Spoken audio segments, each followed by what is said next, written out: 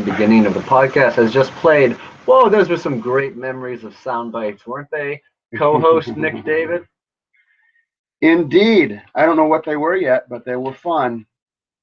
Oh, you know what? We had a lot. I didn't get to do it. I don't know if you listened to the beginning of the last one. I'm not recording yet, but I don't know if you listened to the beginning of the last one, but I wasn't able to get anybody on there. But for what we just listened to is probably going to be Glover Teixeira, because okay, so that was so entertaining. Before we get into the big Conor McGregor, Eddie Alvarez names of the UFC 205 main event news, Let me get recorded. I'll just do this. I'll set this up for the video. Before we get to any of that, because this is not fight related, Glover Teixeira referred to me as the guy from Devil's Rejects. Right. And I don't have a Halloween costume idea yet. I was thinking of doing a split face one, so I'm thinking will you shave your beard? Devil's Rejects on the right, and then Thor on the left. Oh, all right. Like the mighty Thor from the popular American cinema. Yes, but he has no beard, right? Well, he has a beard in some comic books. And he kind of has a beard in the most recent Avengers or Captain America movie. I don't know if he was in that, but because I wish you would shave half of your beard off. That would be fun. Yeah. That'd be fun for a night. Not for our next day. And I would have to walk around with half a beard. I should just show up to work like that. And just like, hey, I'm not supposed to shave. You'd be like, over here on the right. Shut the fuck up. Yeah. No. You'd answer yourself, have little arguments. I just want to be like split good and evil, or evil and something cheery. If it had something over the top, like a bearded lady, maybe a bearded lady from the circus, half bearded lady from the circus. That way I don't have to shave my beard at all. And then half Devil's Rejects. Full bearded lady. I like full bearded lady. Yeah, that might be too much like the Bud Light Ladies Night commercials of the 1980s and 90s. I don't recall. It was when a bunch of gentlemen dressed up like very ugly women so they could get in free for Ladies Night and drink Bud Lights or whatever beer they were hawking in their commercial. It's a good commercial. There'll be a link in the comment section. I didn't see that one. All right, let's just talk about what we did just see at the beginning of the press conference, so this isn't complete clickbait to anyone watching or listening. And that press conference was Eddie Alvarez and Conor McGregor. What were your thoughts when that was announced? Where did you hear it? I saw it where I get most of my news these days, which is Facebook. I am, like most things Conor McGregor, I'm torn. Part of me, I think it's a great fight. I think it's a great fight. It's a fight that I want to see. The other half of me is very disappointed that the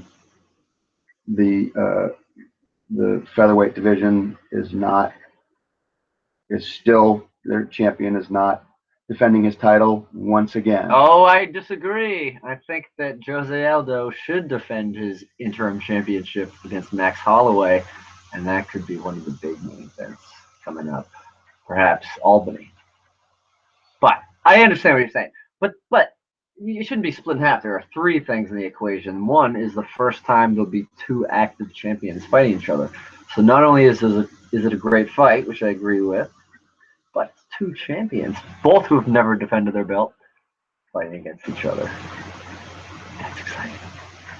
So I think those two things outweigh the fact that the featherweight division is still has to wait, but the featherweight division it's clunky at the top anyway, because the Aldo fight has already happened, and I still don't think it's going to happen. I think McGregor, if he wins, I think it'll only happen if he loses. I'm going to say that. I think McGregor fights Aldo only if he loses to Eddie Alvarez. I think it's his next fight. I think it's his next fight no matter what. I think if he wins, he's done with featherweight. That's what I'm saying. So. I don't think so. I think he wants to. I think he's going to want to maintain both for a while. I think he's want to. Why would you do it just for that split second of being the champ? For that split second, I feel like he's still in the history books. Yeah, but I feel like he's going to want to defend both of them for a while. I think he's going to want to hang on to them both for a while because he's a very active fighter. Obviously because he's making the stupid money that he's making. Why wouldn't you? You have to strike when the iron's hot. In another 5 years, nobody's going to give a shit about Conor McGregor. Maybe not 5 years, maybe 8 years, whatever it is, you have to strike while the iron's hot. You know, when he was saying in the press conference, when they were asking him about what he thought he would make for this fight, he's like, hey, I think I'm going to be closing in on $40 million this year. Hot damn. Hot damn. That's some life-changing money right there. You know? Still, I do know, but it's only 2 Jim Carrey movies from the 90s. I'm just saying. It's Ace Ventura 2 and The Mask. No. Yeah, I'll take it. I'll take Ace Ventura 2's money all day long. No, absolutely. If you can't stretch $40 million out to keep you afloat the rest of your life, you're doing something wrong. You have too many people in your entourage, and there are too many bottles of Cristal that you have consumed. Right. So I'm gonna try it though. So PayPal me, MattConusStandup@gmail.com. And if I get to 40 million, I will try to make it last for the rest of my life. I'll be his accountant. Siphons money off of them.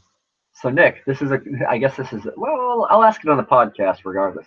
Are you going to be in attendance at Madison Square Garden for this? I'm buying tickets tomorrow. Theoretically. What's the date? It's November 12th. It's the anniversary of the first ever UFC as well. Oh, that's pretty heavy. Let me look at my calendar. Saturday. Yeah. I'm going to be buying tickets or attempting to buy tickets, but I'll be at work, and I think that it's a real bitch to buy tickets with mobile devices. So I'm probably going to either bring my laptop to work or hand over my personal possessions to someone to buy the tickets on my behalf.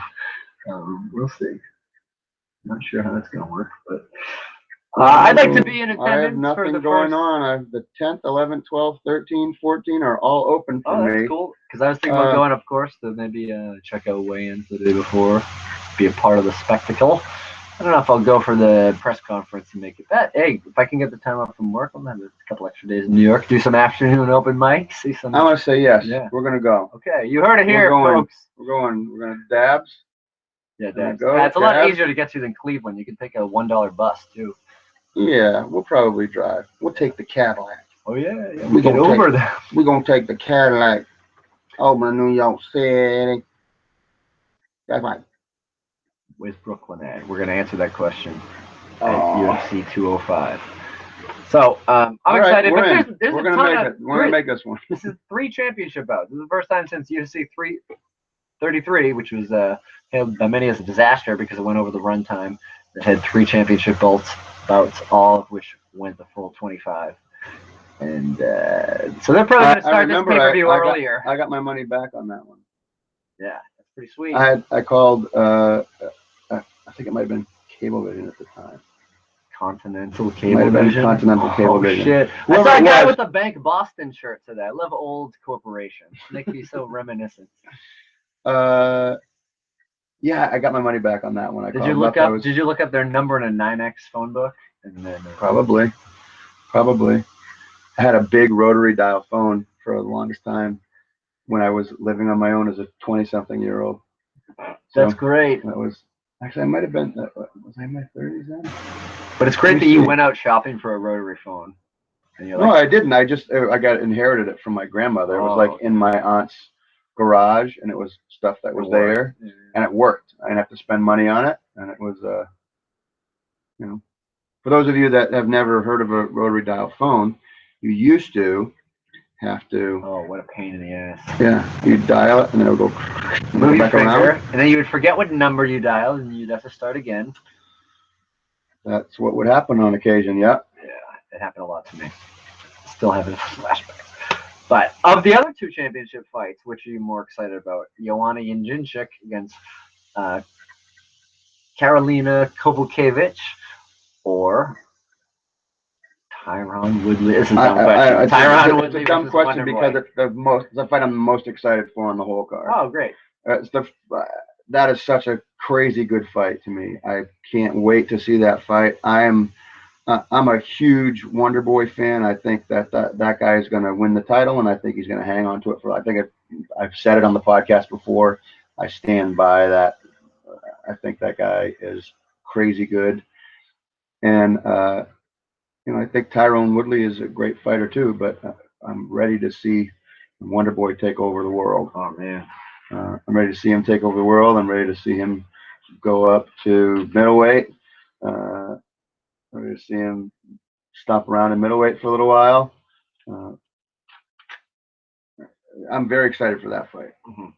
I think he's too fast and too technical, and I think Woodley's got power. Obviously, you saw it. He can dump somebody on their butt. You can knock them out just like that, just in a split second. Somebody can lose their consciousness immediately with Tyron Woodley, but I think Wonder Boy is too fast and too technical. But my concern, and this is where I think it's going to go. I think it depends a lot on Wonder Boy and his wrestling ability. I think you're right. I mean, I think not on his wrestling ability. I think it's going to be his jiu-jitsu ability. How well can he work from his back? Because I think Woodley's going to want to dump him. Mm-hmm. I think he's going to rush across the cage like Chaz Skelly, but without a jump kick. He's just going to make it seem, try to fake to a takedown, and he's going to Mickey Gall to CM Punk, but it won't be quite as easy. Yeah. I don't think he's going to have that much. Definitely not going to be that easy of a fight for him. Right there. You wore that on purpose, you dirty son of a bitch. We did, Nick and I. I want to burn that shirt before, of course, my CM Punk UFC shirt. Like the only time that these letters may all be together on one piece of fabric. Yeah. But it's the second time he's wore it when I have come over here. He's wore it both times purposefully because I was going to come over here. This because it was the closest shirt on the top of the clean laundry pile. But it was because Nick and I dragged him to a podcast where there was 19 other comedians. And I think might have mentioned it last time because we just recorded immediately after. But it has come out. It's on my Facebook page. Matt Kona. We'll put it on the MMAniacs one as well. We're on the Tommy O'Deed show. Tommy O'Deed kid. Tommy O'Deed kid.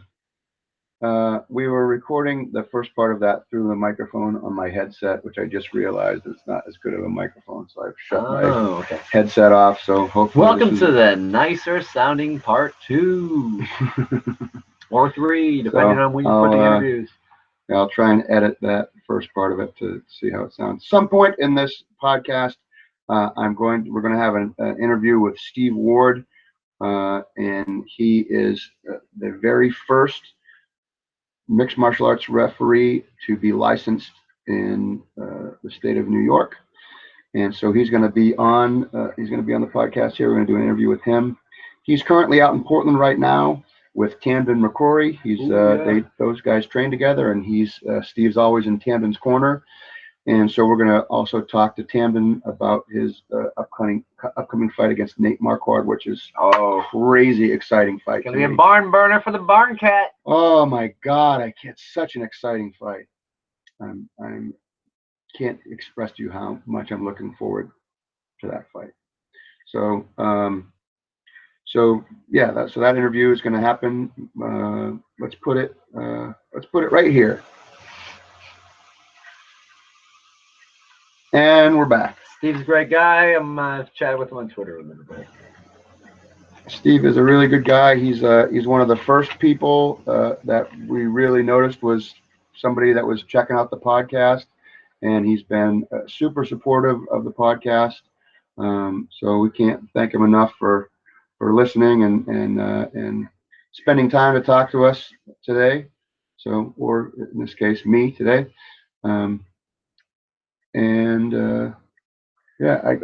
Like I said before, I'm so excited about the Tamden McCrory Nate Marquardt fight. I cannot wait. That's the fight that I'm most looking forward to on that card. So I'm looking forward to the main event the most. Dodson and Lineker. Dodson and Lineker are. It's going to be fast. Whatever it's going to be, it's going to be fast. I think it's going to be over fast. I don't think it'll be necessarily as fast as Dodson's last fight against Manville D'Anville, but he throws so hard, and he doesn't wind up. It's like he's just he'll just pop it out like one of those old puppets that you with the punching nun things. Robot? The punching nuns. Yeah.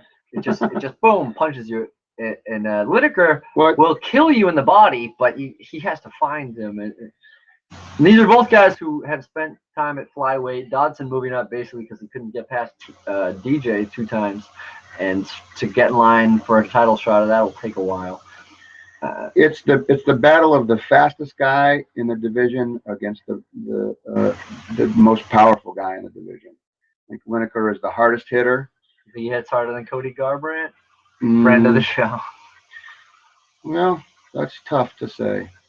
He's on Cody Garbrandt's list. Yeah, I've seen more from Lineker, so you know, I have more of his fights to look back on. But Cody's a really, you know, he's a super power puncher too. So I mean, they're both right at the top. It's, you know, 1A, 1B. Yeah, 1A, 1B, right. Who knows? But your point is made. But hardest hitter, fastest fighter. Right. And I mean, that you could say the same thing if it was, you know, Mighty Mouse versus Garbrandt. You know, we could say the same exact thing. The fastest guy versus the most powerful puncher. It's 1A, 1B, and 1A, 1B. You know, those are similar fights to me. Anyways, I'm excited for that fight. I am excited for that fight, but I stand by being more excited for the Marquardt fight. Hey, sure. Look, I'm not shitting on your excitement. I'm just sharing my experiences with the good people and you, because you didn't know. All right, where's all the? We can quickly go down the card this Saturday in Portland. UFC's debut in Portland, Oregon. Yeah, let's hit them. No, they've been in Portland before.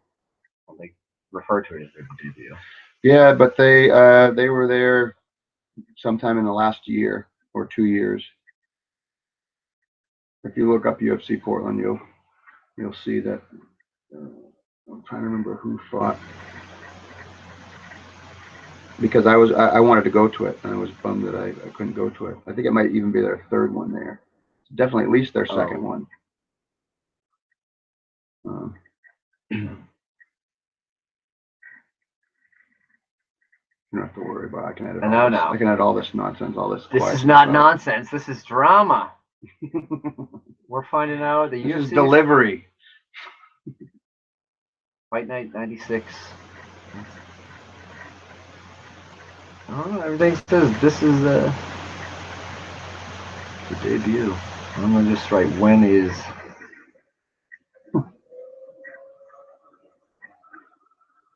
I'm pretty sure that they had a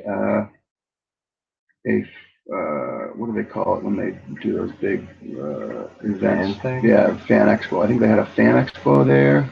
I may be making this up. Maybe am I making this up? Am I going crazy? I think so, because I mean, John Anik wouldn't lie to me. He referred to when the UFC. Well, okay. Anyway, I've been distracted by the fight card, looking into the. Anyway. What did you think of Cyborg? Did you watch that fight? Should we wrap that up before we look ahead? Yeah, This is like an out-of-sequence version all around.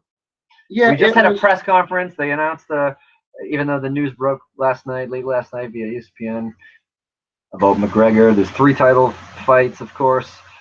They officially announced Chris Weidman, Yoel Romero. That's a really exciting fight. That's a really exciting fight. Yeah, we were talking about. Let's talk a little about that, because we started to speak about it when they were facing off, and obviously I wanted to save it a little bit for the podcast. But I mentioned what I think it's going to come down to is wrestling, perhaps more so than striking. Yeah. And you brought up a great point. Well, I mean, he's the best wrestler that Weidman has faced. I mean, I think Yoel Romero, Olympian, yeah, he's probably the best wrestler in the middleweight division.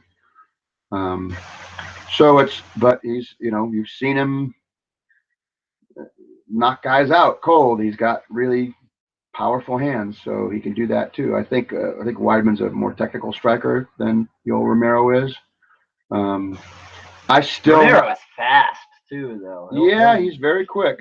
I still have a thorn, a craw in my hat, or a thorn in my side, or a displeasurable taste in my mouth surrounding Yoel Romero. Does it taste like a stool sample? It does. It tastes like sitting on your ass on the stool an extra minute, and then coming back and knocking out Tim Kennedy. That's what it tastes like to me. And we haven't seen Tim Kennedy since then. But we will see him earlier that night because he's fighting Rashad Evans, who is making his debut as a middleweight.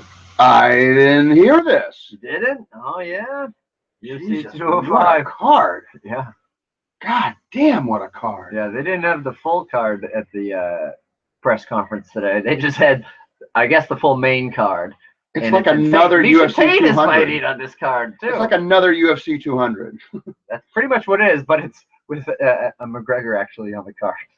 Yeah. And no Brock, but it's in Madison Square Garden, so maybe Brock will do a run-in. The beast in the east. Yeah, I'm just glad we're not talking about CM Punk anymore. That's all. Well, hey, he only had a medical suspension for a few weeks. He could come back in time for UFC 205. Why did I mention that? I don't know why. I think that Phil Brooks he's coming from Mike Jackson. Mike Jackson was Mickey Gall's first victim. I think CM Punk's got. What does the CM stand for? Chick magnet, as Kahal Pendred said on the MMA Hour, maybe 15 to 20 times. It's pretty hilarious. But I digress. I wasn't serious about my CM Punk speculation. But perhaps he'll be in the audience. Hey, I think it's choke magnet. Choke magnet. Hey, that's good. Did you see that on Twitter? No, I just made that up. What? Why is it? Probably has been there. No, that's a good funny thing. I just came up with it. I'm gonna go. I didn't know that was. I didn't know how that was. How it was. But it also stands for Chicago made or whatever. Okay. Certified. I didn't know he was from Chicago. The UFC did at the end of the press conference announce their card for all the upcoming events, many of which were already known, including Gustafsson versus Nogueira. Oh, that's a good fight. Yeah. That's that's probably gonna, it's definitely one of Nogueira's fight. It's definitely one of Nogueira's last fights, if it's not his last fight. That's a good note to go out on, because win or lose, that's a it's gonna be a battle. Gustafsson's a hell of a fighter. It's gonna be in Brazil, Sao Paulo. UFC's last appearance in Brazil, which it's one of those rare ones. It is the week after UFC's last appearance in Brazil this year. Okay. Yeah. You have to clarify that. I was like, wait, what happened? The new owners don't want to go after the whole Olympics thing. But the same day, so earlier in the day, there'll be Fight Night Northern Ireland from Belfast. Oh, interesting. A double, a daily double. Yeah, versus Gunnar Nelson. All right. That'll be a good one. So let's a lot of fights. Let's cover the Cyborg card just briefly. Okay. We can just talk about that. I had a great time with it in the Matt Kona betting section. Oh yeah? Did you smash? Yeah. I got 7 of whatever, however many there were, 7 of 12. I should start betting because I usually get more than I don't get, but it doesn't matter because they're not even odds anyway. So you're right. Sometimes we get bonus. Whatever. No, it's not like I could win 6 of the fights where I bet 100 and only win $34, and then I could lose. True. The other 6 fights where I bet 100 and lose. Yeah. So I'm only getting a return of $32 on my $100 investment. But it's the thrill. No, I'm not trying to promote gambling. This is for entertainment purposes only. But I got entertained handsomely on Saturday. Hendon Barao, first win as a featherweight by decision. Yeah. Was not a very impressive fight. Was not a very impressive fight for Hendon Barao. And I'm a big fan of both guys. I like Felipe Nover a lot. I followed him from his whole from when he was on the Ultimate Fighter. When I was at the fight in Philadelphia where Big Rig, what's his damn name? Big Rig. Oh, Johnny Hendricks. Johnny Hendricks. Okay. Yeah. I was at Philadelphia when Johnny Hendricks made his debut against Felipe Nover. I can't know why I can't pronounce his name suddenly. Felipe Nover. I was at Big Rig's debut, and it was. I thought it was an early stoppage. I was very angry. I was yelling obscenities at the ref, who I can't think of who it was. It was not Big John McCarthy. It was not Tan Dan. What's that? Not Tan Dan Murgliata. Yeah, it was Dan Murgliata. Okay. Yeah, it was Murgliata. Did you want to kick him in the butt like Roy Nelson kicked John McCarthy in the butt? I did not want to kick him in the butt, but I was yelling at Dan Murgliata a lot of obscenities because it felt like a very early stoppage. Because I was a big fan of Nover's. See how I didn't use his first name, so I didn't have to worry about it. Yeah, you don't have to worry about that. It's a tricky. It's double P. So, and I'm still a fan of his, and I thought that, I was not excited. I mean, not that I wasn't excited. I was sad for him having to fight Renan Barão because I figured Barão's going to come back and really make a fucking statement. And it wasn't a statement that much. It was not a really impressive fight. I mean, two of the judges gave one of the rounds to Nover. All three rounds to one judge gave all 3 rounds to Renan Barão. 2 judges gave 2 rounds to Barão. But it's not. That's not a fight. I mean, and like I said, I love both guys, but I feel like Nover is not anywhere near. But Nover's tough, so I think that's why he couldn't be finished. He's tough. He's a great fighter. I really like him, and maybe I'm talking out of my ass, but I feel like Barão is on another level. But maybe I feel like he was on another level. Maybe those Dillashaw fights just. Oh, for sure. They just took the wind out of his sails, but he looked fucking, because he was 10 years, man. He went 10 years without a defeat. He looked like a world beater, so when I saw the fight against Nover, I was like, oh, that's not a good fight for Nover. I thought for sure he was going to get cleaned out, and maybe he just has a new game plan now. He's trying to play it safe to work his way back up to try and get a title shot again. I mean, I can't get into his head. I don't know what Barão's thinking, but it was not the Barão that was just cleaning people the fuck out that everyone was shaking in their boots to fight. That was not the guy that showed up. Yeah. So. But okay, let's get to some more exciting cards. There were a couple of decisions, but holy shit, Francisco Trinaldo versus Paul Felder. Can we just skip to that for 1 second? Because that was an incredible fight. Stopped because Felder had a cut on the side of his eye that looked like it was the size of the octagon. Just back and forth. Basically a boxing match between 38-year-old Francisco Trinaldo, now in a 6-fight win streak, and the Irish Dragon, Paul Felder, who was on a 2-fight win streak after a couple of losses. His last fight, he had a really impressive last fight. Who was it against? Crookshank? Yeah. Or no, that was Boston. His last fight. I don't know. I remember his last fight being really impressive. But I can't remember what the hell it was. We're professionals. No, we're not.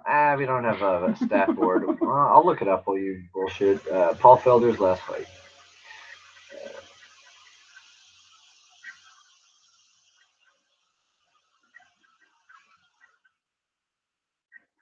Minus 3 points. I know Crookshank was in Boston.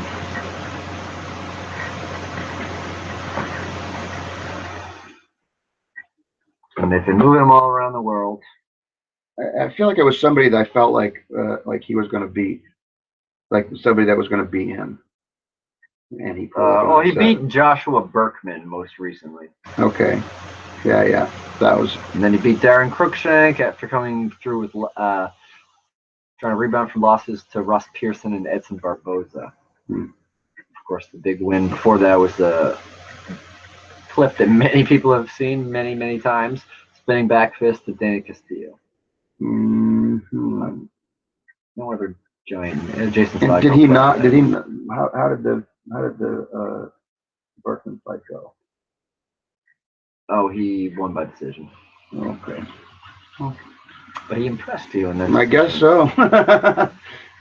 Yeah, I know I had Berkman on that. I know I picked Berkman in that fight for sure. Well, Berkman is a much bigger guy. He used to fight at higher weight divisions, and come back. Oh, a guy that was on that card that I know that you're a fan of, who was briefly not with the UFC, has re-signed. You hear Ben Saunders. Oh yeah, Ben Saunders is back on it again.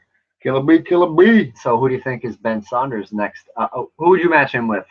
Fresh back, provided that he's healthy. Man, let's do a fantasy little undercard thing, and maybe it'll happen in UFC Albany. I have no idea where Ben Saunders is from. I don't know. He's at middleweight, right? Saunders I middleweight. want to say so. Yeah. Yes.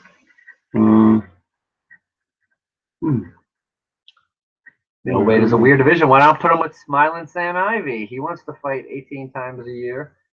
That'd be a weird matchup. And were they on this? They were both on The Ultimate Fighter, but I don't know. But Smiling Sam will be fighting later on in Manila. Special 10 a.m. card. In a couple weeks, BJ Penn, all right. Come on. Oh yeah, he's back, baby. He's gonna get trashed by Lamas. Yeah. Yeah, I'm not excited about that fight. I think he's another guy that I feel like I was at his debut. He's a welterweight. Ben Saunders is a welterweight. So I guess he may not be fighting Smiling Sam unless one of them bulks up. But I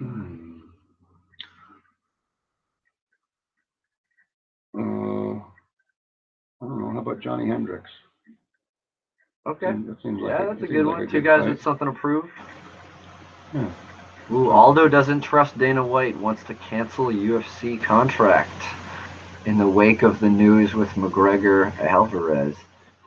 This is from bloodyelbow.com. As told to Combate he wishes to cancel his UFC contract.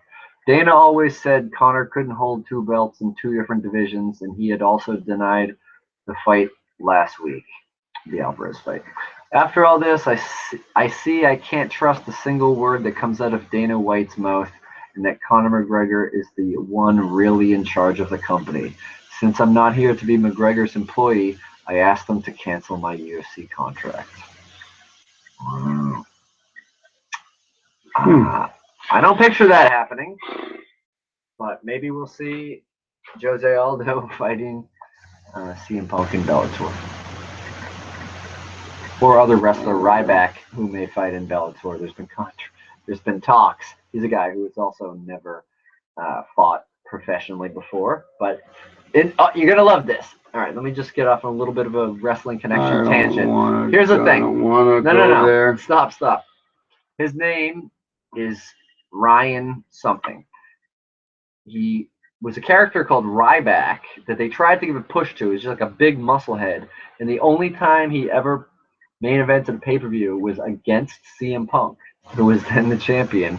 But him and CM Punk have beef because the current and ongoing lawsuit between the WWE and Punk, who he said in interviews is their plan is just to drain him financially and just keep him in court and having to pay legal fees and lawyers because they're so spiteful over the ending, is about a concussion he suffered fighting or wrestling Ryback. And now Ryback burned bridges with the WWE. They got rid of him, and the final thing he ever did in the WWE was a parody of CM Punk's old entrance, because he came out in Chicago and did the "It's Clobbering Time," some pageantry that CM Punk used to begin his fights with. So what a weird world that now he wants to get into Bellator. Okay. Tangent over. I don't. It was like We're gonna watch it. It was so painful for me. That whole thing was so painful for me. It's poetic if you think about it. I feel injured. I feel injured right now. Right. Well, what would make you? We need a cut man. We need a cut man. I need a cut man right now. So we'll edit in a funny clip, and maybe that'll make you feel better. Ready? Cut. See, that was funny. Oh. Long hair don't care. Tony Garbrandt. Oh, did you play that last time?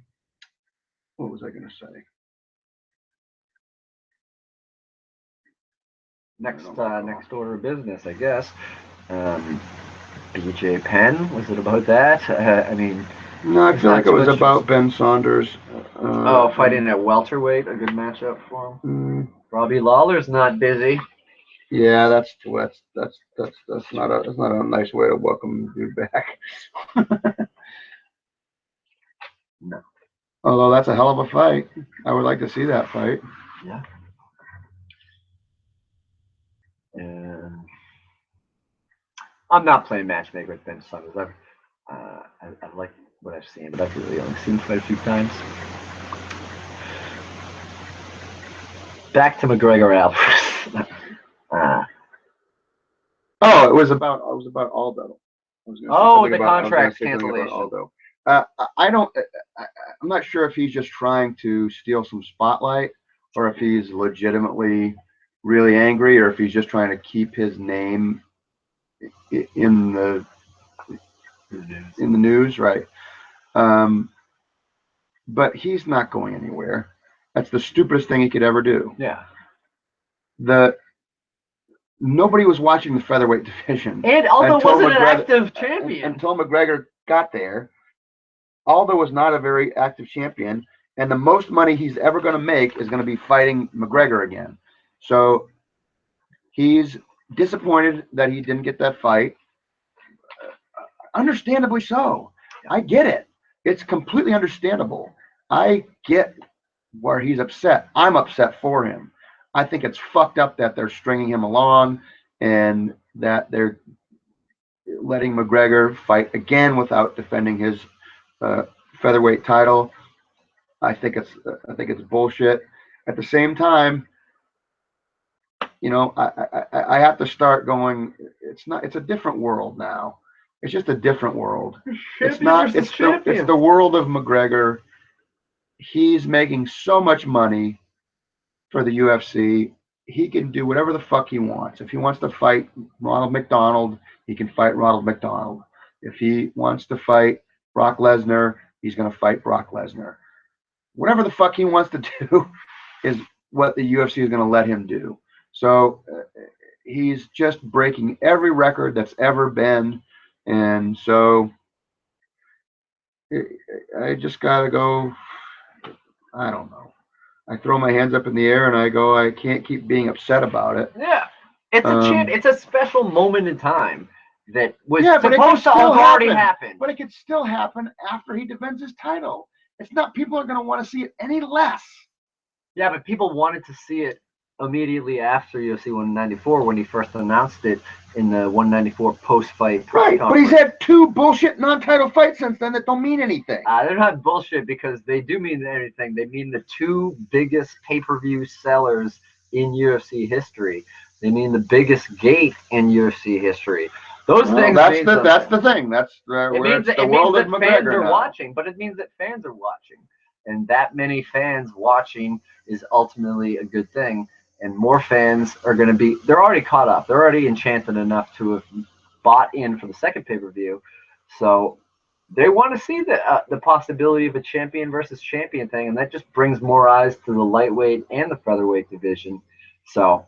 Yeah, you're right. You're done being upset. It's McGregor's world, but the people who are benefiting from it are people who work in MMA, other fighters, and MMA fans. Maybe not hardcore fans to make it harder for us to get tickets at a Madison Square Garden event, perhaps. But that's the thing. It's just champion versus champion. They're owned by an entertainment company. Yeah, it's just becoming more of a. That's the thing. But this was going to happen when it was Zuffa too. It was going to happen when it was Dos Anjos, McGregor. And it's better to. I feel like it's better to happen before the Aldo rematch because now, although there's the narrative of him being all worked up about it, so that makes there to be some friction to go into the rematch. Otherwise, it was boring. McGregor said it himself. He KO'd him in 13 seconds. It's not that tasty a rematch to make right away. It's a rematch the UFC basically forced themselves to make when they put up an interim championship at 200, and they wanted Frankie to win because Frankie McGregor would be the real money fight in the featherweight division, the one that everyone want to see. The Frankie question, can it be answered? I hope agree. that question gets asked one day. I have a feeling that it will, but I think that it will happen at lightweight. I'm not sure. I'm not sure. I definitely want to see that fight, but I think McGregor is done with the featherweight division after UFC 205. I don't think he goes back and fights Aldo. I think maybe Aldo moves up and fights it lightweight, but I think that's where McGregor will do his work the rest of his UFC career. I disagree. I disagree. I don't think McGregor has worked this hard to be able to hold to be able to have both titles without defending both titles. He's an active fighter, and I feel like he's gonna go back and forth. I think win, lose or draw. Obviously, you said if he loses the Alvarez fight, he's gonna go fight. He's gonna go fight Aldo because he has to. Right. He fucking has to. And this is what I said. Unless he announces that he's leaving the featherweight division because of the weight cut, which is the only reason that I'm predicting that he stays at lightweight instead. I feel like he's going to bounce back and forth. I think if he wins the Alvarez fight, I think this next fight is going to be against Aldo, and he wins the Aldo fight. His next fight is going to be defending the lightweight title, and if he wins that fight, his next fight is going to be defending the featherweight title. And I think he's going to go back and forth like that because I think the reason that he did it was to hang on to them both. That's major. But the weight cutting, I mean, I guess it maybe if you're, I feel like the bouncing back and forth too much would do more harm to the body than staying at lightweight for 2 fights in a row. Maybe. I mean, I don't know what. I mean, I see what he looks like. I see what he looks like at the day of weigh-ins when he's fighting at featherweight, and he does not look healthy. He looks very gaunt. He looks like fucking Skeletor.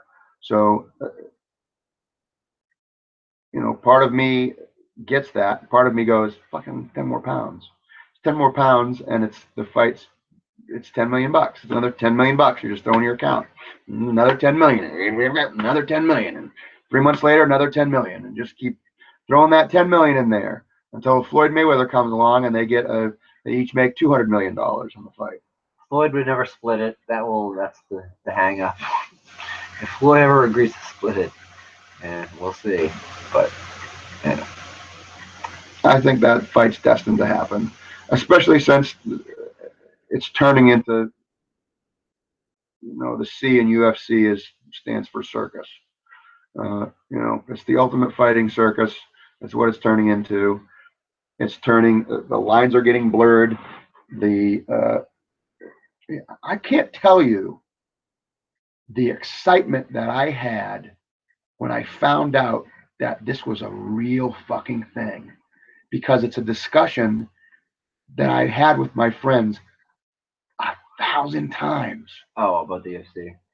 What is better, kickboxing or kung fu? Wrestling or jiu-jitsu? Karate or taekwondo? Boxing or sumo wrestling? How do you find out what's the best thing? I talked about it a million times with my friends before the UFC came along. And when I found out it was here, I couldn't fucking believe it. It was like my prayers were answered. Yeah. And ever since UFC 1, I've been a giant fan. And I still am. But my fandom comes with a caveat. And that caveat is I want to see real fights. I want to see the best fights, and I want to see the best fighter versus the best fighter. And that's not what it is. But when you're letting a fucking knucklehead like CM Punk into the UFC, it has nothing to do. It doesn't have anything to do with fighting anymore. It has nothing to do with fighting. It has to do with selling tickets, getting people to tune in, and getting people to spend money. And if that is the most important thing, then other things suffer. That's all I'm saying. Okay, but hey, how many weight divisions were there at UFC 1? No. And it was an unlimited. It was an unlimited. It was whoever versus whoever. I know. I'm just saying things are so much different now in the current UFC I mean, CM Punk could have fought in UFC 1 and it wouldn't have been weird because there was a giant fat guy who claimed to have once been a boxer. What's his name? The guy who trained by eating all the pizzas and was somehow made it to the second round.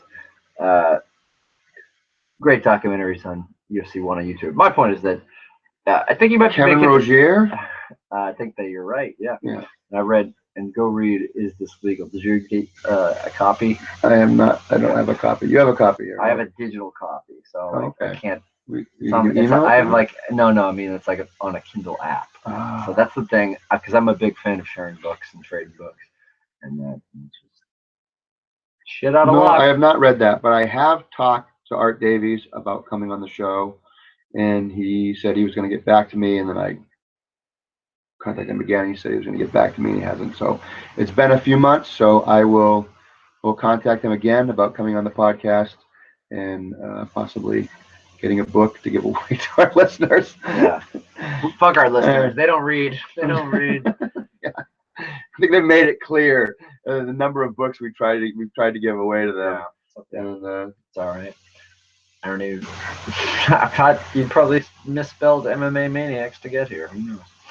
But you certainly have mispronounced it. Yeah. But things are so crazy because it's not kung fu versus kickboxer anymore, and it hasn't been for a long time. It's been like this the way that the sport has evolved is just an evolution of having to know so many different things. Now, let me ask you this: what do you think the best value is? Do you think it's in having a strong base in one martial art and then dabbling a little bit in the others, or trying to become well-rounded in as many martial arts as you can? I guess it's sort of the question. It's like, do you do 1,000 different? It's like this is some Bruce Lee quote that I'm butchering. Do you do 1,000 different kicks one time, or do you do one kick 1,000 times? What's more important?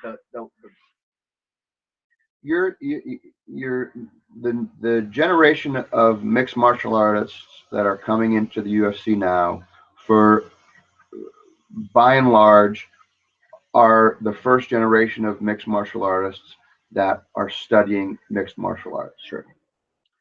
Having said that, there are still a lot of people that come in that aren't necessarily one-dimensional, but have one thing that they're much better at than everything else.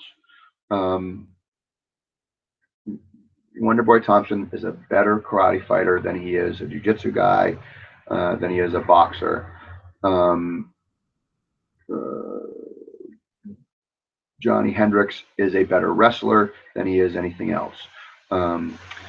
Robert Drysdale is a better jiu-jitsu guy than he is anything else. But you can't survive on one. You can't survive on one thing. You saw when Brock Lesnar was fighting, you saw a guy who, by and large, only had wrestling. He had very poor striking, very pedestrian striking skills. So white belt in jiu-jitsu. Yeah, a white belt in jiu-jitsu, but he's a beast of a wrestler. He's a monster NCAA wrestler, and that's that.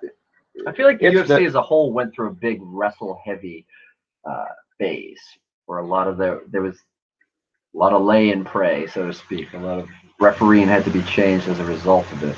Well, this is the bottom line. The best wrestler is almost always going to win.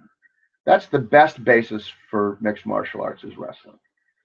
If you can take down at will and not be taken down at will, when you can take down at will when you are at a deficit as a fighter, as a stand-up fighter, you can take down at will when you're at a deficit as a stand-up fighter, and you can not take down at will when you're at a deficit as a wrestler, and then you can use your stand-up skills to outbox or out kickbox a better wrestler than you.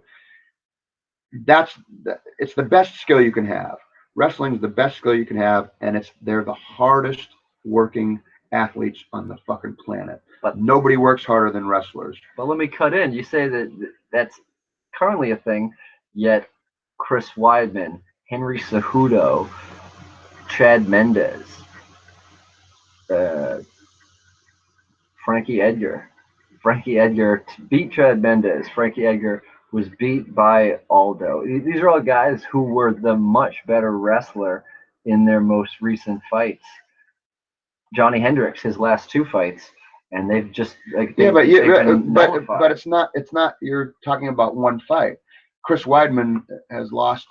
I'm just saying in recent history, recent UFC. That's what my argument is. I feel like wrestling at one point was the best thing that you can have, and I feel like that's no longer the case. I feel like the best thing that you can have now is flow, be able to flow into all the diverse attacks. But it's not solid wrestling matches. Here's the thing: you have to be well-rounded as a fighter. You can't come in just as a wrestler. You can't come in just as a kickboxer. You can't come in just as a jiu-jitsu guy. You have to be well-rounded. You have to have a skill set where you're able to fight off your back, where you're able to fight standing up, where you're able to take people down, where you're able to defend takedowns, where you're able to defend submissions. You have to be a well-rounded fighter in order to fight in the UFC. In order to fight mixed martial arts in general in most places, you have to be well-rounded. Having said that, the best basis that you can have, the best skill that you can start off with is wrestling. So if you're a great wrestler and then you learn how to kickbox and you become a really proficient kickboxer, or combine it with your jiu-jitsu, even better. That's what seems to be with Damian Maia's, where his skills have really taken off since he left and found himself left middleweight and went to welterweight. And he speaks very highly of it. He said if he kind of wishes he was born in the U.S., he would have done wrestling instead of jiu-jitsu. But now that he's finding wrestling at a later age and able to combine it with his jiu-jitsu, it is crazy. Well, you have to have it. See, that's what when the UFC started off, you could do what Royce Gracie did, which was stand at a 45-degree angle, back away from your opponent, and throw little teats, and then shoot in. And you didn't have to have great wrestling skills, because even if he shot in and the guy sprawled, he could pull guard and work off of his back, which he did a number of times. But you can't do that now. People are too hip to it. And so jiu-jitsu guys that are world-class jiu-jitsu guys, if they can't get you to the ground and then they don't have a stand-up game, their entire thing is nullified. Everything's nullified. Their whole game is kaput. It's in the toilet. True. So, I mean, Mickey Gall took CM Punk down, and his entire striking game was. I swear to God, I'm gonna cut your fucking hair off, and I'm gonna tie it in a braid, and I'm gonna choke you with it. So great point, Nick. Good point. You're right. Okay, that's great, but I want to talk to you know what? I met a guy while working who was the head coach of Rutgers wrestling team. I work in tourism at the Boston Duck Tours, and he just had the cauliflower ears, and I'm a fight fan, so I just did. Do you train? I thought that was my coolest way of saying that. Not, are you a famous fighter? Yeah. Who are you? Do I recognize you from the Croatia prelims? No. He's a wrestling coach at Rutgers and has trained Frankie Edgar. Seems like that's our guy. New Jersey, Rutgers. So helped Frankie Edgar prepare for fights. That's pretty cool. Nice. Very cool. So, but I'm always interested. What was his name? Did you get his name? No, but I will look it up. Because I can just look it up on the Rutgers website. But yeah, that'd be cool. Maybe I'll reach out to him because that'd be a fun little discussion and we'll lead into 205. Because please call him up, get a little interview, a little 10-minute. Cool. So it's a possible preview of like, hey, what's up? This is the guy that bothered you about your funny ears at the Duck Tours. Sorry about your funny ears. I think you're cool. I like those ears. I like them ears. So good. Any last bits? I know you. Yeah, I got to get back to work. For those of you, never mind. It doesn't matter. Whatever. 205 card reaction. Good. I'm glad that it's happening. It'll be historic. 205 card is crazy. We're gonna be there. Yeah. We're going. We're gonna drive to New York and we're We're gonna get some seedy hotel somewhere. I'm walking in. Okay. Maybe I'll get us a really nice hotel. Like You got some points? Well, I don't have points, but my father-in-law travels extensively for his business, and he's gotten my wife and I some really good hotels. Should stay in the hotel from Home Alone 2. Maybe. I'll It'd probably be a pink Hyatt. chance. Okay. He stays at Hyatt everywhere he goes. So I could get Hyatt. The hotel. All right, cool. Thanks for listening. Thanks for watching. Thanks for tuning in. Thanks for being you. Thanks for being who you be. From the Devil Rejects guy to the devil on the harmonica. Saying good night. MMAniacs over and out.